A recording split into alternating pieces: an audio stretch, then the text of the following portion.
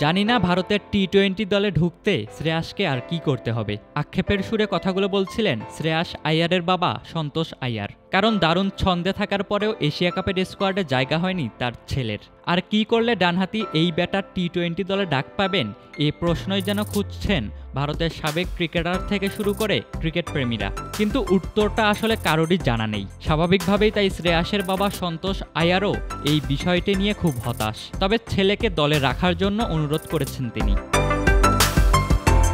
Asia কাপের জন্য গত মঙ্গলবার দল ঘোষণা করেছে ভারতীয় ক্রিকেট বোর্ড। তবে 15 সদস্যের স্কোয়াডে জায়গা হয়নি আইয়ারের, যা নিয়ে সমালোচনার ঝড় বইছে ভারতের ক্রিকেট আঙ্গনে। এমনটা অবশ্য হওয়ারই কথা, কারণ শ্রেয়াস নজরকাড়া পারফরমেন্স করেছেন গত 2 আইপিএল মৌসুমে। 2024 আসরে কলকাতা নাইট রাইডার্সকে নেতৃত্ব দিয়ে শিরোপা জিতিয়েছিলেন।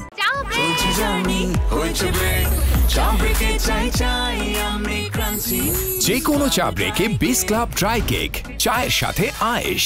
চলতি আইপিএলেও পাঞ্জাব কিংসকে ফাইনালে তুলেছেন। তার অধিনায়কত্বেই 11 বছর পর আইপিএলের ফাইনালে উঠেছিল পাঞ্জাব।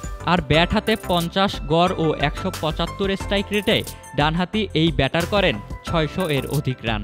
আইপিএলের ছেলের এই অবদানের বিষয়টি তুলে ধরেছেন শ্রেয়াসের বাবা সন্তোষ আইয়ার। দিল্লি ক্যাপিটালস থেকে Kolkata night Riders, Kolkata night Riders থেকে পাঞ্জাব কিংস, বছরের পর বছর সে আইপিএলে খুব ভালো পারফর্ম করে যাচ্ছে, তাও আবার অধিনায়ক হিসেবে। গত বছর ওর অধিনায়কত্বে কলকাতা আইপিএলে শিরোপা জিতেছে এবং এবছর পাঞ্জাব ওর নেতৃত্বে ফাইনালে খেলেছে।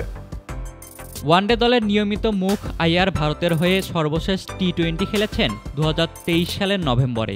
অস্ট্রেলিয়ার বিপক্ষে সেই ম্যাচে 37 বলে 53 রান করেন আইয়ার, যা ছিল ভারতের ইনিংসের সর্বোচ্চ।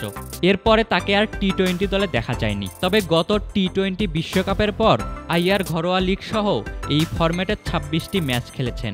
সেখানে 7টি 50 ও 1টি সেঞ্চুরি করেছেন। এরপরেও এশিয়া কাপের দলে জায়গা না পাওয়াকে নিজের ভাগ্যদোষ হিসেবেই দেখছেন তিনি। গুঞ্জন উঠেছে রোহিত শর্মাকে সরিয়ে ওয়ানডে অধিনায়ক করা হবে শ্রেয়াসকে, কিন্তু তার বাবা সন্তোষ আইয়ার চান অন্তত তাকে যেন দলে রাখা হয়। অধিনায়ক বানাতে বলছেন না তিনি।